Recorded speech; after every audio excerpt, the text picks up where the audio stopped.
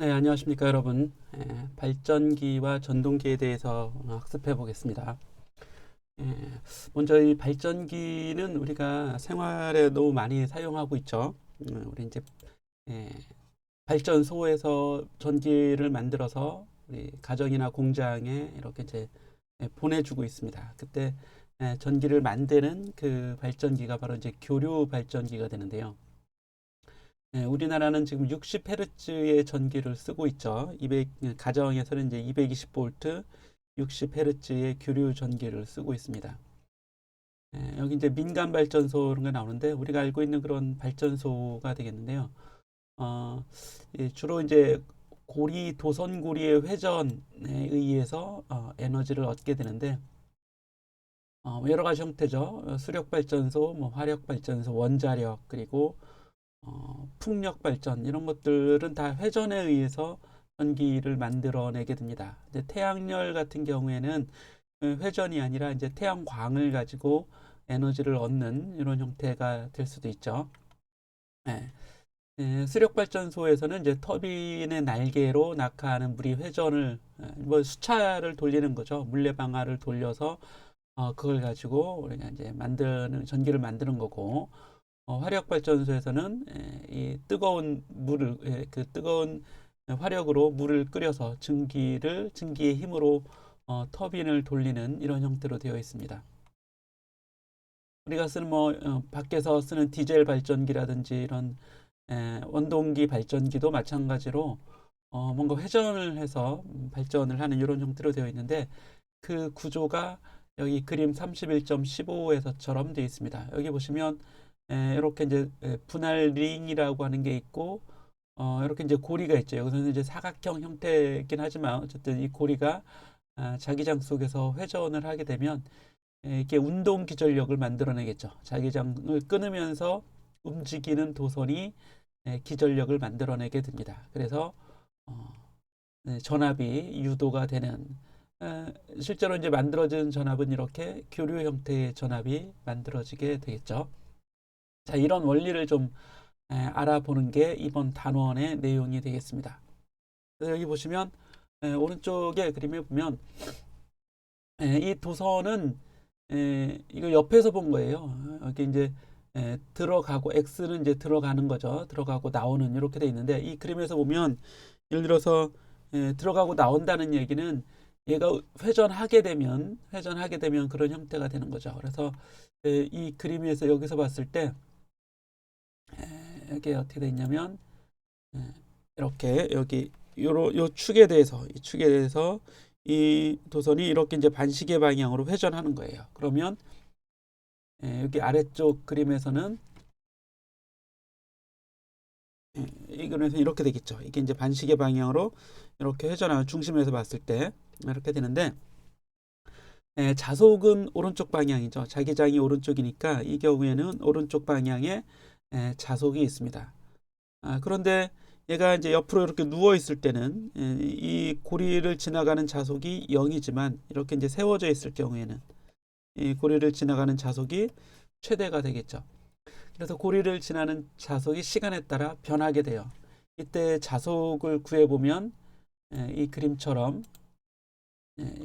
여기 이 식처럼 파이 b는 a 곱하기 코사인 세타가 되고 이 세타는 회전하는 이 각속도를 알면 세타는 오메가 t가 되겠죠. 우리 이제 회전에서 세타는 오메가 t 이렇게 공부했었습니다. 이 자속이 이제 시간에 따라 변하게 될 텐데 그 시간에 대한 자속의 변화 비율 여기 이제 31.10번씩이 이제 포인트가 되는 식이 되겠는데요. 이게 바로 패러데이 법칙이 되겠죠. 그래서 가문수 n 도선이 감긴 수 n이 있고 각 자속의 시간 변화율을 구해주면 그게 이 고리에 유도되는 기전력이 된다. 이런 뜻입니다. 그런데 이 파이가 BA 코사인 오메가 T였으니까 BA는 상수가 돼서 미분되지 않고 밖으로 이렇게 이제 곱해지겠죠. 코사인 오메가 T를 미분하면 오메가가 앞으로 이렇게 나오고 사인 오메가 T로 바뀝니다. 그래서 NBA 오메가 사인 오메가 T 또는 오메가 NBA 사인 오메가 T가 되겠죠. 그래서 이런 과정이 나오게 되는 거고 이 중에서 여기 있는 요가 바로 이제 최대 전압이 되겠죠. 그래서 입실론 맥스로 이렇게 이제 정리를 했습니다. 여기에 이제 사인 오메가 t가 곱해져서 위로 가보면 이런 형태의 진동하는 기전력이 만들어지게 되고 최대 기전력이 오메가 NBA가 되는 겁니다. 요 최대 기전력이 이게 바로 이 값이 오메가 NBA 이렇게 되겠고 요 이제 함수가 사인 오메가 t로 진동하는 이게 곱해지면 되는 거죠. 이렇게 사인 오메가 t 이렇게 이제 곱해지게 될 겁니다. 자, 그래서 우리 식에 이렇게 이제 표현이 되는 거죠. 31.10식에 따라서 중요한 식이니까 여러분들 잘 알아두세요. 자, 미국과 한국에서는 시판되는 발전기의 진동수 또는 실제 이제 상용 진동수가 60Hz입니다. 그렇죠? 유럽에서는 50Hz, 일본도 아마 50Hz를 쓸 겁니다. 그래서 헤르츠가 다른 건 그 나라에서 만드는 전기가 원래 그렇게 했기 때문에 계속 뭐 이제 중간에 바꿀 수는 없잖아요. 그렇죠? 우리 교류를 쓰는 장치 회전기 같은 경우 예를 들어서 선풍기나 뭐 이런 것들 같은 경우는 60Hz는 1초에 60번인데 유럽은 1초에 50번이니까 속도가 다르죠. 그래서 주파수를 쓰는 뭐 TV라든지 이런 것들은 다 교류 주파수를 쓰는 거기 때문에 이런 것들은 이제 같이 쓸 수가 없습니다. 근데 요즘에는 이제 자동으로 변환이 되는 그런 기기들이 물론 이제 전압뿐만이 아니라 주파수도 자동 변환되게끔 이렇게 되어져 있으니까 이런 걸 쓰면 별 이상은 없을 겁니다. 자, 예제 31.6번 좀 풀어보겠는데요. 발전기에 유도되는 기전력, 기전력인데 여기 이제 코일의 면적이 이렇게 나와 있죠. 0.09m의 제곱. 그리고 N은 8 됩니다. 전체 저항이. 도선에 저항이 있어요. 저항이 없는 도선은 없습니다. 초전도체가 아닌 이상. 자, 이 골이 이 자기장 내에서 60Hz의 일정한 진동수로 회전한다. 코일의 최대 유도 기전력을 구해라. 이렇게 돼 있는데요.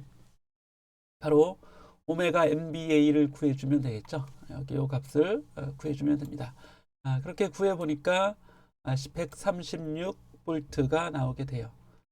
자기장이 0.5테슬라라고 주어져 있었네요. 0.5테슬라의 자기장 속에서 이렇게 회전하게 되는데 진동수가 이제 이렇게 된다는 얘기는 우리 앞에 가보면 여기 이미 회전해서 진동수 오메가 얘기는 이미 공부했었죠. 어디 있나요? 그게 여기 오메가는 2파이 F가 됩니다. 진동수가 F가 되고 각진동수 또는 뭐 각속도라고 해도 됩니다.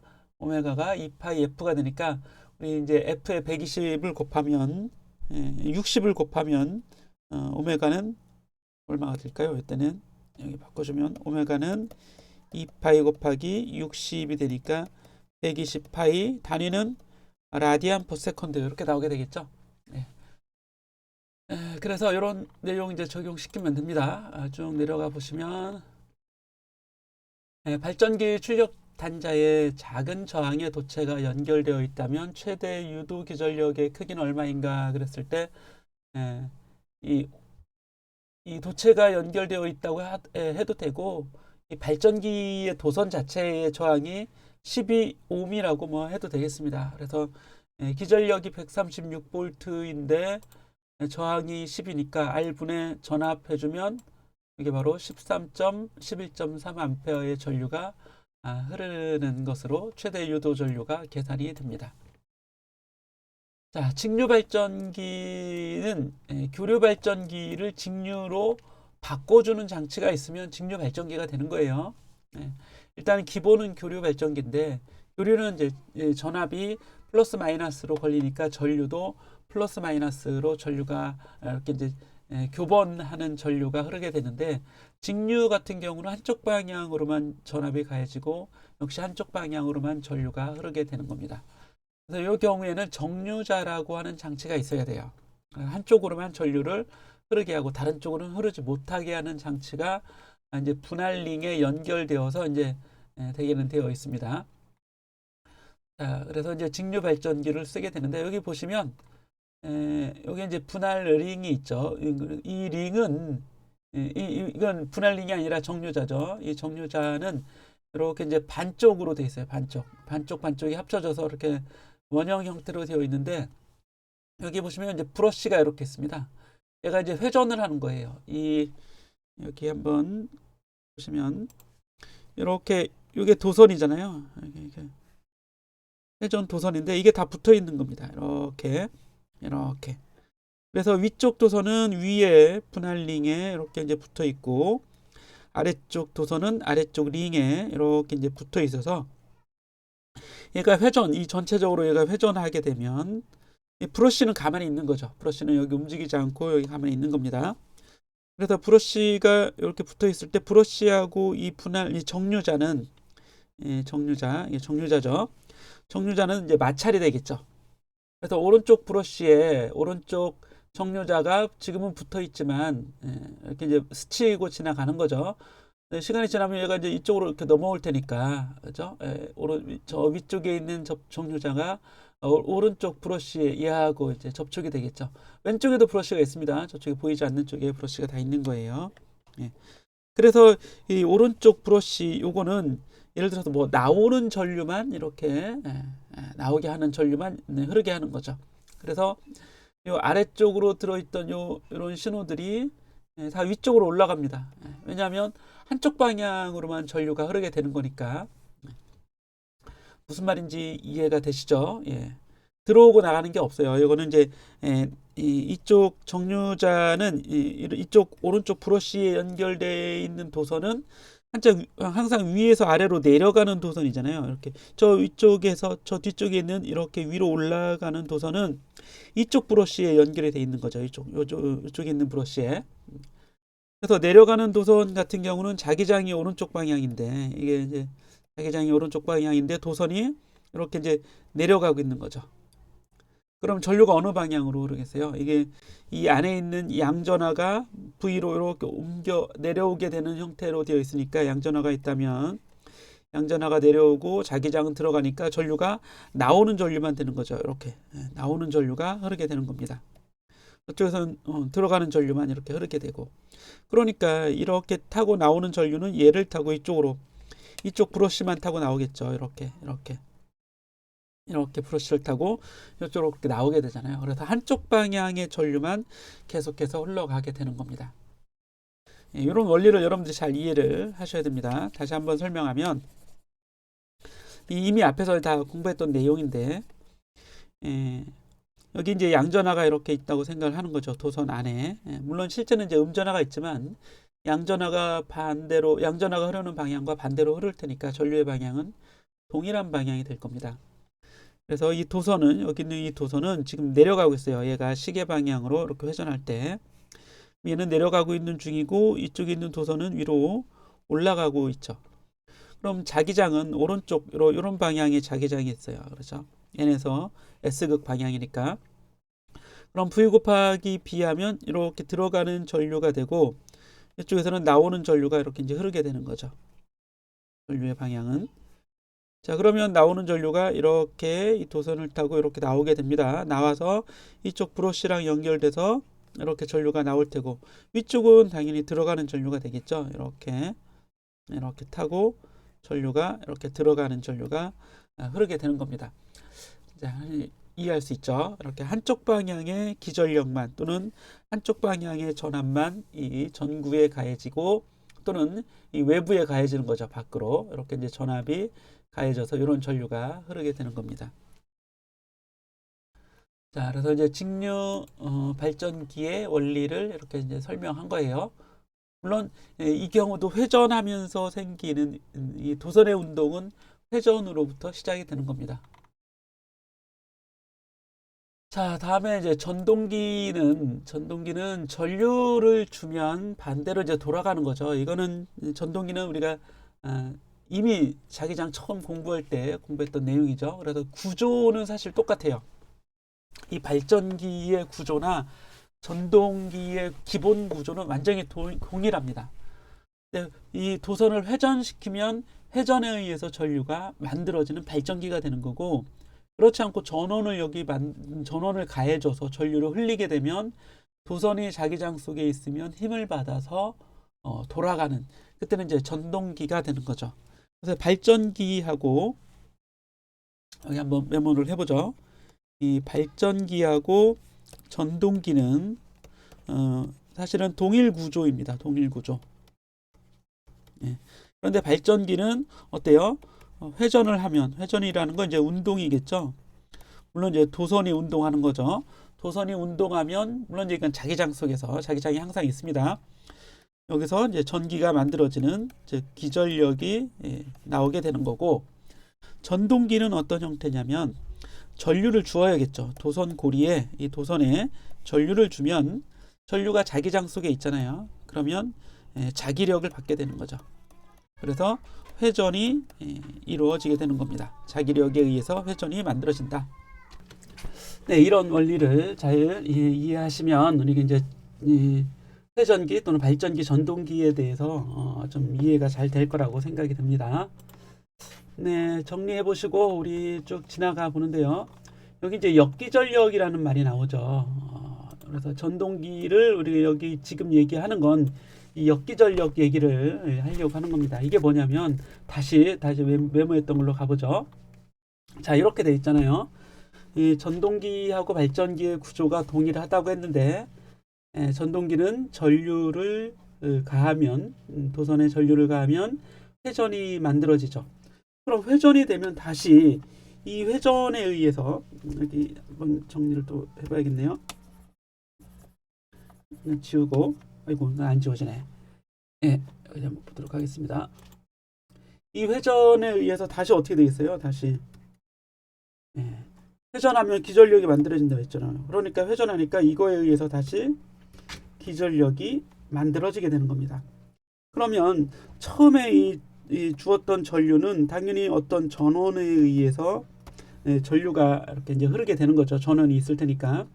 그런데 이 만들어지는 기전력은 이 렌츠의 법칙에 의해서 이 회전을 방해하는 방향으로 기전력이 만들어집니다. 그런데 이 회전은 지금 뭐에 의해서 이루어지고 있냐면 외부에서 주는 전류에 의해서 이 회전이 이루어지고 있는 거기 때문에 이 만들어지는 기전력은 본래 전원의 기전력, 전원에 반대되는 방향으로의 기전력이 만들어지게 되겠죠. 그래서 이 기전력을 앞에 이제 역을 이렇게 이제 붙이는 겁니다. 반대의 기전력. 전원과는 반대의 전압을 가하는 기전력이다. 그래서 역기전력이라고 부르게 되는 겁니다. 그래서 이 얘기가 이제 이렇게 나오게 되는 거예요.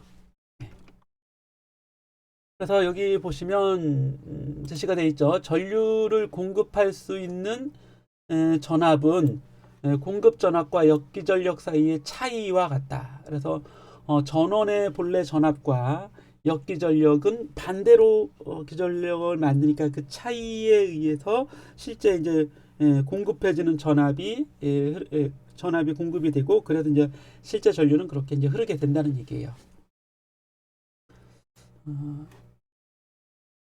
자, 여러분들이 더 한번 읽어 보시기 바랍니다.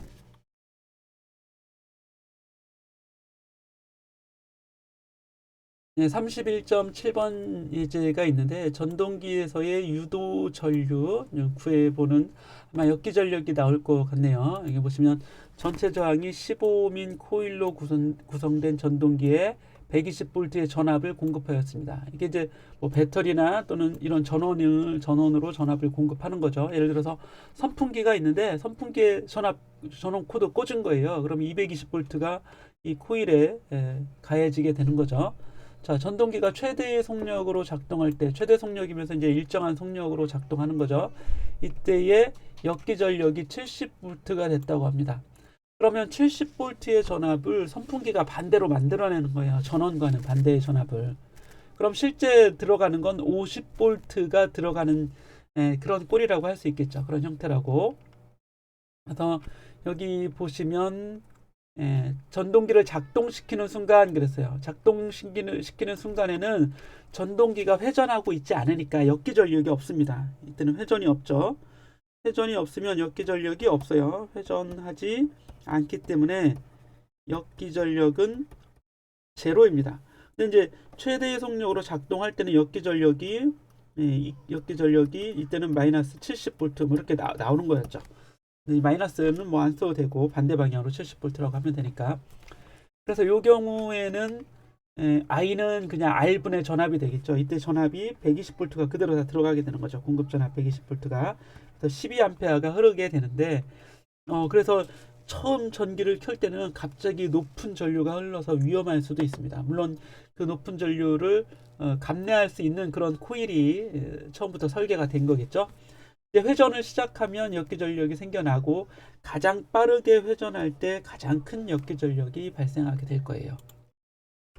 자, 바로 그래서 여기 보시면 최대 속력에 이를 때 코일에 흐르는 전류를 구하라 그러면 전압이 바뀌었죠. 120에서 70V 빠지게 되니까 50V만 가해져서 5A의 전류가 흐르게 되는 겁니다. 자, 여기 이제 문제에 보면 만약에 이게 이제 전기톱을 작동시키는 전동기라고 하자면 톱날이 나무에 딱 끼었어요. 우리 이제 나무를 뭐 벨 때 전기톱 쓰잖아요. 그런 전동기가 멈춰버렸죠. 이때는 계속 종작을 시키면 안 됩니다. 왜냐하면 전력 공급이 어떻게 되겠어요? 높은 전류가 흐르겠죠. 역기전력이 0이 되니까 갑자기 멈춰버리니까 이게 이제 0이 돼서 갑자기 큰 전류가 계속해서 흐르게 되는 거죠. 그러면 물론 그 정도를 감내할 수 있는 코일이라고 할지라도 너무 오래 흐르면 이제 열이 과열이 됩니다. 그래서 그 주변 장치가 다 코일이 소손되거나 아니면 그 주변 장치들이 다 고장이 날 수 있겠죠. 그래서 이제 오랫동안 이 전동기는 멈추면 안 돼요. 그래서 선풍기나 이런 톱날 돌아가는 것들은 멈추면 과전류가 흐릅니다. 역기전력이 아예 0이 되니까 그래서 훨씬 위험해진다 이런 얘기예요. 그래서 이제 멈췄을 때는 이만큼 더 큰 전력이 흐르게 되네요. 전류의 제곱에 비례하는 I 제곱 R이잖아요. 전력은. 그래서 전류의 제곱에 비례해서 공급 전력이 증가하게 되니까 과도하게 전력이 공급돼서 코일을 손상시킬 수 있다 이런 얘기입니다. 그래서 잘 돌아가는 회전기기는 안 돌아가게 하면 사고가 난다. 이거 좀 생각해 주시면 되겠습니다. 다음에 이제 맴돌이 전류에 대한 얘기인데요. 이 맴돌이 전류는 영어로는 에디 커런트라고 합니다. 에디. 한자어로는 요거는 이제 맴돌아 간다 그래서 이제 와류 전류 또는 와류라고 합니다. 와류. 이렇게 이제 도는 전류죠. 그렇죠? 계속 코일 모양으로 전류가 계속해서 돌게 우리 이제 전선이 있으면 전선은 어떻게 돼요? 전선을 타고 전류가 이렇게 흐르는 거잖아요. 이렇게 흐르는 겁니다. 그렇죠? 이 모양이 지금 뭐 폐회로니까 이렇게 돼 있지만 어쨌든 전선이 있으면 전선을 타고 전류가 흘러야 되는데 이 와류라고 하는 건 어떤 판이 있다면 이 판에서 전류가 이렇게 흘러가는 게 아니라 그냥 계속 그 자리에서만 이렇게 계속 소용돌이 치는 거죠. 이런 전류를 우리가 이제 맴돌이 전류라고 합니다. 네, 이 맴돌이 전류에 대해서는 우리 다음 페이지 799페이지 가면 좀 쉽게 이해를 할 수 있는데 이 그림이 좀 중요한 그림인데요. 이 그림을 좀 보도록 하겠습니다.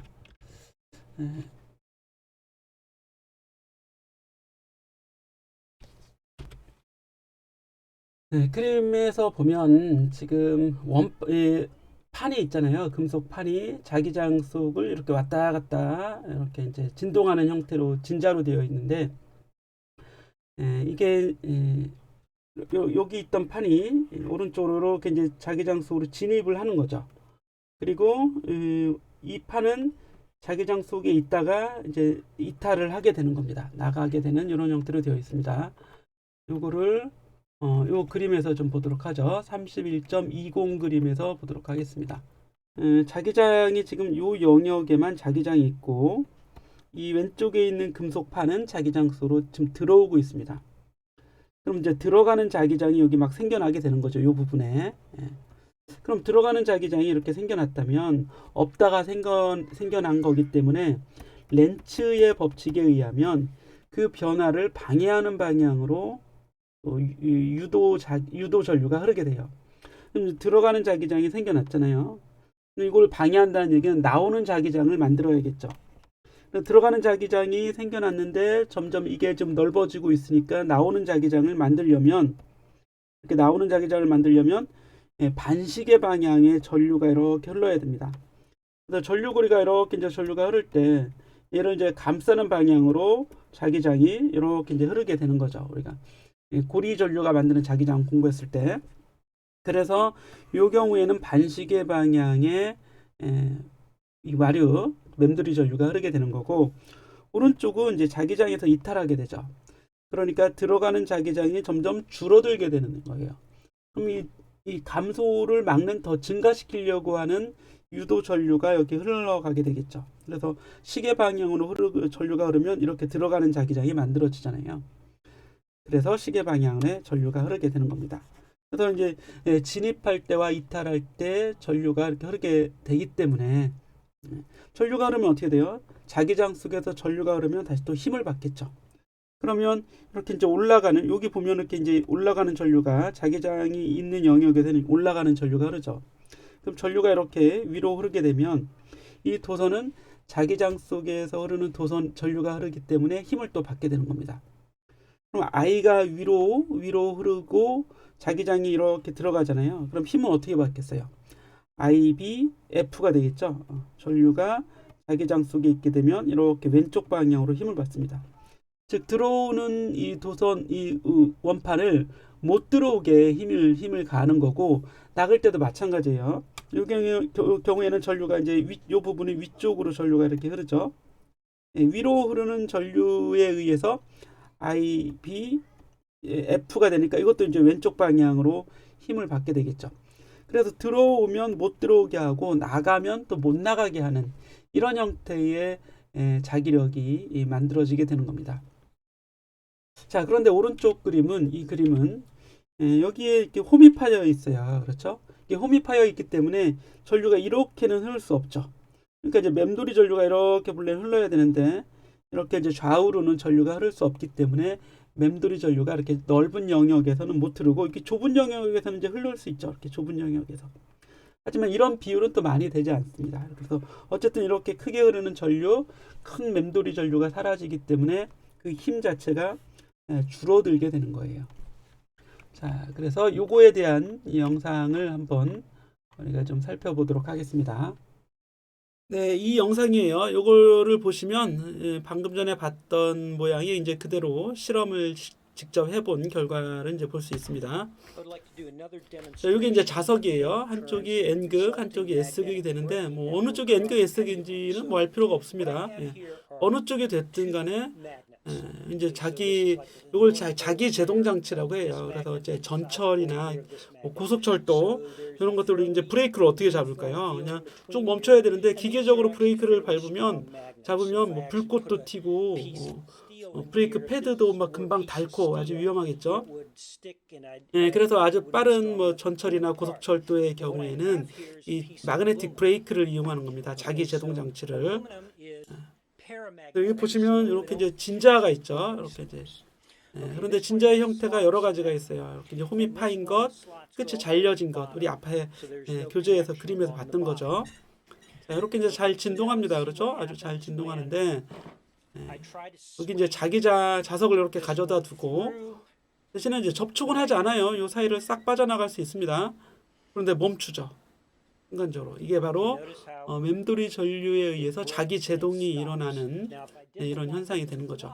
눈에는 안 보이지만 여기 이제 전류가 흘러요. 그리고 이 전류는 전류계로 잴 수가 없습니다. 이게 도선을 타고 흐르는 게 아니라 좁은 면적 내에서만 흐르는 거기 때문에 이렇게 이제 멈춰지는 이런 이제 영상을 볼 수 있는데, 이 끝이 이렇게 파여 있으면 고리가 형성이 안 되잖아요. 이게 고리가 형성이 돼야지만 전류가 흘러서 자기장 속에 흐르는 전류의 자기력이 작용해서 이제 멈추게 될 텐데, 얘가 이렇게 이제 끝이 파여 있으면, 그리고 잘려져 있으면 고리 전류가 만들어지지 않죠. 그러니까 큰 고리 전류가 만들어지지 않으니까 자기 제동이 잘 되지는 않는다, 이런 얘기입니다. 근데 금속판은 이 코일 전류가 뭐 무수히 만들어질 수 있잖아요. 그러니까 자기력이 잘 걸려서 작용해서 제동이 되는 이런 걸 이제 쉽게 볼 수 있습니다. 자, 바로 이제 그런 원리를 설명을 하게 되는 거죠. 여러분들이 유튜브에서 마그네틱 브레이크 뭐 이렇게 이제 검색을 해 보면 이런 거 이제 이 영상을 볼 수 있습니다. 마그네틱 브레이크나 또는 자기 제동 요거 이제 검색해 주시면 이렇게 이제 볼 수 있어요. 또는 맴돌이 전류 하면 됩니다. 이게 이제 이걸 설명하는 내용인데요. 우리 교재의 내용하고 동일합니다. 그렇죠? 이렇게 이제 자기장이 일부 공간에만 자기장이 이렇게 있는 거죠. 이랬을 때 이 면적이 이렇게 들어오게 되면 자속이 변화될 거 아니에요. 면적이 변해서 자속이 변하는 거죠. 이렇게 이제 자속 면적이 더 커지죠. 바로 전거랑 비교해 보면 면적이 증가합니다. 그럼 들어가는 자속이 증가하기 때문에 이걸 감소시키려면 나오는 자속을 만들어내야 되는데 그건 바로 이 녹색 금속 판에 만들어지는 거고 그 이제 그림을 이렇게 볼 수 있습니다. 그렇죠? Inside the aluminum, say current poses the increasing will be a counterclockwise. 이제 만들어지는 전류의 모양을 이렇게 볼 수 있습니다. 그래서 반시계 방향의 전류가 만들어지면 나오는 자속을 만들어내겠죠. 물론 자기장이 있는 영역에만 만들어지는 건데 왼쪽에 내려가는 전류, 그렇죠? 빗살의 경우에는 저런 전류 패스, 전류 길이 만들어지지 않겠죠. 도려낸 부분이 있기 때문에. 물론 아주 작은 맴돌이 전류는 만들어지지만 큰 맴돌이 전류는 만들어지지 않습니다. 반지름이 큰 맴돌이 전류는.